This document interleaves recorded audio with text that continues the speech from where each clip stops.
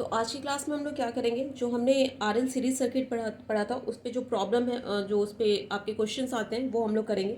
तो देखो आपका क्या दे रखा है, एक आरएल सीरीज सर्किट देख रहा है। इसमें क्या दे रखा है, a coil having a resistance of 12 ohm दे रखा है and inductance of 0.1 henry is connected to a supply, AC supply of 100 volt and frequency of 50 hertz. Then you have to find the impedance, current, phase difference, phase power factor and the power. आपको इतनी चीज़ें आपको क्या करनी है, find out करनी है। तो कैसे करोगे आप फाइंड आउट? अब बताना, सबसे पहले आपको इम्पिडेंस करना है। तो इम्पिडेंस आपका क्या होता है, हमने जेड पढ़ा था। जेड क्या होता है, फर्स्ट जो आपका क्वेश्चन है जेड फाइंड आउट करना है। तो जेड क्या होता है आपका, under root R square plus XL square, right, यही पढ़ा था हमने। तो यहाँ पे आर की तो वैल्यू दे रखी है लेकिन एक्सएल की नहीं दे रखी है, तो एक्सएल आप निकाल लोगे यहाँ पे साइड में। तो एक्सएल क्या होता है आपका 2 पाई एफ एल होता है, राइट। आपका एक्सएल क्या होता है, ओमेगा एल होता है। तो इसे क्या लिखोगे, 2 पाई एफ एल लिखोगे, राइट। तो यहाँ पे 2 पाई एफ की वैल्यू आपको कितनी दे रखी है, 50 हर्ट्ज दे रखी है, और आपकी एल की वैल्यू कितनी दे रखी है, आपकी 0.1 दे रखी है। तो इसकी जो वैल्यू आएगी वो क्या आ रही है आपकी 416 इसकी यूनिट कितनी होती है, ओम होती है। तो यहाँ पे आप क्या कर दोगे, अंडर रूट आर की वैल्यू क्या है 12 स्क्वायर प्लस एक्सएल की वैल्यू क्या है 31.41 का होल स्क्वायर। तो इसे जब आप सॉल्व करोगे तो ये आपका कितना आएगा, तो ये आपका कितना आ जाएगा 33.62 आ रहा है, राइट, ओम आ रहा है। तो ये आपका क्या होता है, ये आपका क्या होता है, मैग्नीट्यूड होता है। अब बताना, क्या आप जेड जो होता है इम्पिडेंस को आप क्या लिखते हो, आर प्लस जे एक्सएल लिखते हो, right, R plus J XL लिखते हो। तो यहाँ पे आपका आर कितना दिया है, 12 दिया हुआ है, प्लस जे एक्सएल की वैल्यू कितनी है आपकी 31.41, राइट। तो ये आपका क्या हो जाएगा, ये आपकी इम्पिडेंस आ जाएगी, राइट। अगर मैग्नीट्यूड पूछेगा तो आप इस तरीके से कर दोगे। अगर ऐसे इम्पिडेंस पूछ रहा है इस फॉर्म में तो आप ऐसे लिख दोगे, आर प्लस जे एक्सएल लिखोगे। तो ये आपका आ जाएगा। अब आपको क्या निकालना है, सेकंड में थर्ड मतलब लास्ट, उसके बाद क्या निकालना है आपको, ये हो गया। आपको निकालनी है करंट निकालनी है। तो करंट निकालने के लिए क्या करोगे आप, यहाँ पे मैं निकाल देती हूँ। तो करंट निकालने के लिए आप क्या करोगे, आपने क्या पढ़ा था, आई इक्वल्स टू क्या होता है आपका, बताओ, आई इक्वल्स टू क्या होता है, वी अपॉन जेड। वी क्या होता है, आई इंटू जेड, तो आपका आई क्या हो जाएगा, वी अपॉन जेड। तो आपका बताना, इसे जब आप सॉल्व करोगे, इसे आप जब पोलर में चेंज करोगे तो कितना हो जाएगा, यहाँ पे जब इसका मैग्नीट्यूड कितना आ रहा है आपका 33.63 और एंगल कितना हो जाएगा 69.09, क्योंकि यहाँ पे क्या आपका वोल्टेज क्या है 100 ओम है, और ये आपका क्या रेक्टेंगुलर में दे रखा है। आपको क्या करना पड़ेगा, इसे पोलर में चेंज करना पड़ेगा। तो पोलर में चेंज करने के लिए आप कैसे करते हो, अगर आपको कोई दे रखा है, यहाँ पे रेक्टेंगुलर दे रखा है, इसको पोलर में चेंज करना है, तो क्या करोगे, सबसे पहले ये मैग्नीट्यूड निकाल दो। मैग्नीट्यूड निकालने के क्या करोगे, अंडर रूट 12 का होल स्क्वायर प्लस 31.41 का होल स्क्वायर, ये कितना आ जा रहा है आपका 33.62, यहाँ पे 60 ले लिया, तो ये आपका मैग्नीट्यूड आ गया।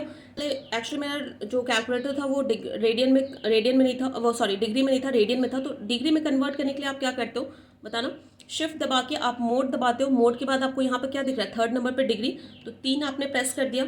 उसके बाद क्या करोगे, शिफ्ट 10 इनवर्स, क्या हो जाएगा 31.41 डिवाइडेड बाई 12, कितना आ रहा है आपका 69.09। तो ये मैंने ले लिया 69.09, समझ गए। अब देखो आई यहाँ से क्या हो जाएगा, वी आपको कितने दे रखा है 100 अपॉन आपका जेड कितना आया 33.63, एंगल कितना है आपका 69.09, राइट। यहाँ तक समझ में आ गया। ये हटा देती हूँ मैं यहाँ से, आगे बात यहाँ तक समझ में। तो ये आपका कितना कितना आ जाएगा 22.97, और ये एंगल जब आपका वो नीचे से जब ऊपर ले जाते हैं तो ये क्या हो जाता है आपका माइनस हो जाता है, तो माइनस 69.09 एम्पियर, समझ गए यहाँ तक, राइट।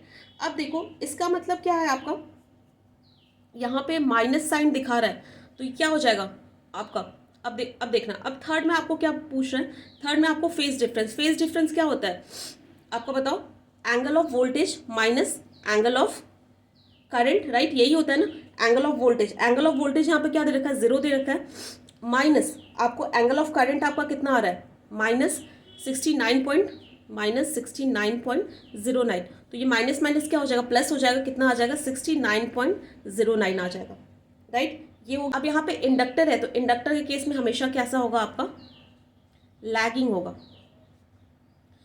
आगे बात समझ में। तो अब देखो यहाँ पे आपका करंट का एंगल क्या आ रहा है, माइनस आ रहा है। क्यों? क्योंकि आपका वोल्टेज का एंगल आपने क्या लिया, यहाँ पे वोल्टेज का एंगल कुछ नहीं है, इसका मतलब क्या है, जीरो है। और जो इंडक्टर है, तो इंडक्टर के केस में हमेशा करंट क्या करेगा, लैग करेगा, इसलिए यहाँ पे क्या है, माइनस है। माइनस एंगल आपका करंट का कितना है, -69.09। यहाँ तक सबको बात समझ में आ गई होगी। उसके बाद आपको क्या निकालना है, यहाँ पे पावर फैक्टर निकालना है। पावर फैक्टर कैसे निकालते हो आप, आपने वो ट्रायंगल देखा था, ट्रायंगल कुछ ऐसा ही बन रहा था। यहाँ पे क्या था आपका, आर था, ये आपका क्या था, ये आपका एक्सल था, ये आपका क्या था, जेड था, और ये आपका मान लो फाई एंगल है। तो आपका पावर फैक्टर क्या होता है, कॉस फाई क्या होता है, कॉस फाई क्या हो जाएगा आपका, आर अपॉन जेड। यही आपका क्या हो जाता है, पावर फैक्टर हो जाता है। कॉस फाई क्या होता है आपका, पावर फैक्टर होता है। ये क्या हो जाएगा, बेस अपॉन हाइपोटेनस। बेस आपका कितना है, आर कितनी दे रखी है, 12, और जेड की वैल्यू कितनी निकाली थी आपने, यहाँ पे मैग्नीट्यूड लेते हैं 33.63। तो ये आपको जब सॉल्व करोगे तो ये आ रहा है आपका, आ जाएगा 0.3569, राइट। समझ गए, यहाँ तक बात समझ में आ गई। अब आप क्या कर सकते हो, ये आपका क्या, ये पावर फैक्टर है। एक तरीके से पावर फैक्टर और निकाल सकते हो। आपका पावर फैक्टर क्या होता है, कॉस फाई, राइट। आपने फाई की वैल्यू निकाली थी, फाई की वैल्यू आपने जब पावर डिफरेंस निकाला था, वही आपका फाई एंगल था, वो कितना आता है 69.09। इसे भी जब आप सॉल्व करोगे तो आपको सेम ही मिलेगा 0.3569, राइट। दो तरीके से आप क्या कर सकते हो, अपने क्वेश्चन को आप सॉल्व कर सकते हो। अगर आपको एंगल पता है, राइट, डिफरेंस पता है आपको, पावर फैक्टर सॉरी, ये आपको फेस डिफरेंस पता है, तो उससे कॉस फाई करके निकाल सकते हो, या नहीं पता है तो आप जेड अपॉन आर कर सकते हो। उसके बाद आपको क्या निकालना है, पावर निकालना है। पावर आपका क्या हो जाएगा, V इंटू आई।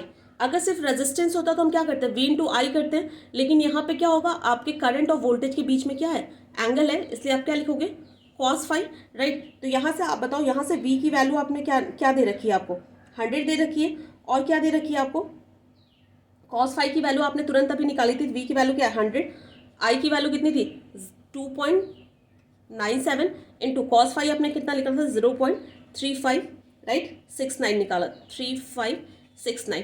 तो यहाँ से जब इसे आप सॉल्व करोगे तो आपकी वैल्यू कितनी आएगी इसकी, तो इसकी वैल्यू आ रही है आपकी 105.99।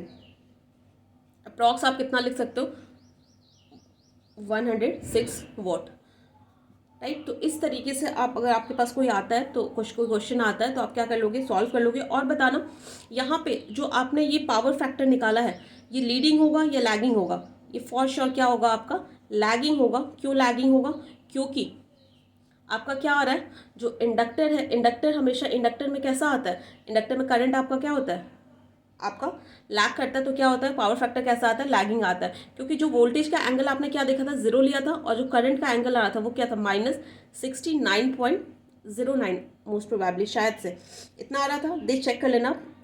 तो क्या हो जाएगा, जो करंट का जो एंगल है वोल्टेज से क्या आ रहा है, लैग कर रहा है, मतलब माइनस में है, इसका मतलब क्या होगा आपका, ये लैगिंग पावर फैक्टर हो जाएगा, राइट। तो आप अगर बस वोल्टेज और करंट दे रखा है तो आपको देख लेना होगा, अगर करंट का एंगल क्या हो रहा होगा, माइनस में आ रहा है, मतलब कम आ रहा है आपके वोल्टेज के एंगल से, तो इसका मतलब क्या हो जाएगा, लैगिंग हो जाएगा। अगर ज़्यादा आएगा तो क्या हो जाएगा, लीडिंग हो जाएगा। तो फॉर श्योर अगर इंडक्टर है तो उससे लैगिंग आना ही आना है, क्योंकि इंडक्टर में जो करंट होता है वो क्या करता है, वोल्टेज को लैग करता है।